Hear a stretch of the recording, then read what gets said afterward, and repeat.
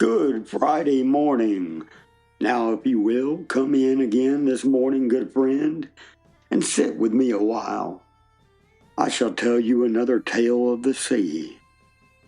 This time, not of the lighthouse, nor of the anchor beneath the waves, but of something heard long before it is seen. The morning has come gray today. The windows carry a pale color of sky. Still deciding whether it means to rain, the room is quiet. The shelves stand still in the dim light. A chair waits near the corner. You may take it. My pipe is lit slowly, not hurried, not forced. The smoke rises soft through the room, like the mist lifting over the cold Atlantic water. And for a moment, nothing is said, because what we are about to consider belongs first to silence. Welcome to the Parson Piper podcast. If you have a pipe near at hand, you may take it a moment, pack it slow, tamp it down, and light it if you're so inclined. Not because the pipe matters in itself, but because the slowing down does. Now come on, sit a spell. There are mornings when the sea disappears.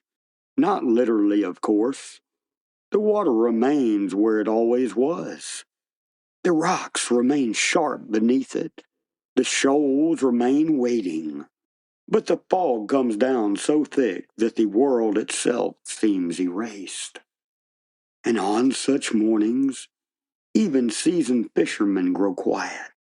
Now there was once an old fisherman out of Gloucester, a man whose face was marked by salt, wind, and 40 years upon the Atlantic. His hands were rough as rope, his voice worn low from years of shouting over surf, and every morning before dawn he would rise from the same narrow house near the harbor. And every morning before dawn he would rise from the same narrow house near the harbor, pull on the same heavy wool sweater, and walk toward the docks carrying a lantern. Now young men admired him not because he spoke much, but because he returned. Again and again, storm after storm, he knew the sea, or at least he knew enough to fear it properly. Now there is wisdom in that, for the sea punishes arrogance quickly, the Atlantic especially. There are waters that feel alive in their anger, waters that seem to resent a man's presence upon them. And old fishermen knew this. They do not romanticize the ocean, they respect it. Now this old fisherman had buried friends, men swallowed in winter storms, men lost in sudden squalls, men whose boats returned without them. And though he still loved the sea, he no longer trusted it. That is an important distinction, for there are things a man may appreciate deeply, while understanding fully they cannot save them. While understanding fully they cannot save him. One autumn morning he and his two younger deckhands pushed out before sunrise. The harbor had been clear where they departed, cold but manageable, and for a while the sea was kind enough. The boat cut through the black water where gulls circled overhead crying in the dawn. The old fisherman stood near the helm, with one hand resting lightly on the wheel, not tense, not careless, just attentive. And now again he would glance upward toward the sky, because old sailors learn to read things younger men overlook. The smell of weather, the shape of clouds, the shift of wind. There are warnings God places into creation that impatient men ignore. Now, by mid-morning, the fog began to come. At first it moved in thin strands across the water, then thicker. Then all at once the world vanished. The shoreline disappeared entirely. The gulls were gone. The horizon ceased to exist, and one of the younger deckhands muttered softly, "Feels like we're going nowhere." And that's exactly what fog does. It removes reference. Now understand this carefully. The danger of fog is not merely that a man cannot see, it is that he begins to lose certainty, direction, position. A man may continue moving forward and yet no longer know where he is going. Now that is true spiritually as well. There are seasons in life where clarity seems to disappear, moments where the familiar shoreline vanishes, moments where certainty grows dim, and many men panic there, not because God has abandoned them, but because they have lost sight of reference. Now hear this carefully. A man without reference will drift without realizing it. And drift is dangerous precisely because it feels gradual. No man wakes up one morning planning to abandon truth. He drifts. One compromise, one neglected prayer, one ignored scripture, one step away from faithful people, and slowly the shoreline disappears. Now the younger men aboard that vessel began speaking louder, faster, trying to think their way through uncertainty. But the old fisherman said very little. Instead, he listened, and after a long moment, through all that gray silence, came a sound, low, deep, steady. A foghorn! Somewhere beyond the mist, not loud in the way thunder is loud, not dramatic, but unmistakable. The younger men froze, and the old fisherman nodded once. There it is. Now mark that carefully, because the foghorn did not remove the fog. It gave direction within it. Now let us turn to the Word. In John 10, verse 27, Christ says, "My sheep hear my voice, and I know them, and they follow me." Now consider that carefully. Not merely hear sounds, hear his voice, recognize it, follow it. Now sheep know something sailors know also. In confusion, the right voice matters more than many voices. Now we live in an age filled with voices. Political voices, cultural voices, social voices, endless opinions, endless outrage, endless noise. And the great danger of noise is that eventually a man forgets what truth sounds like. Now the old fisherman turned the wheel slowly, not guessing, listening. The foghorn sounded again, long, low, steady. And though they could not yet see shore, they now knew where shore was. Now consider another word.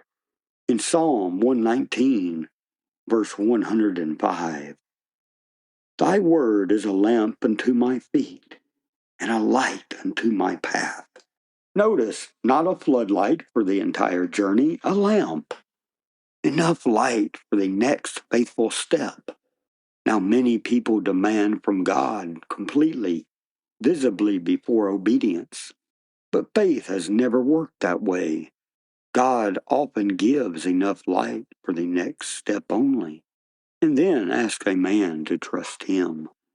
That is difficult for proud people, because pride wishes to command the future, but faith follows.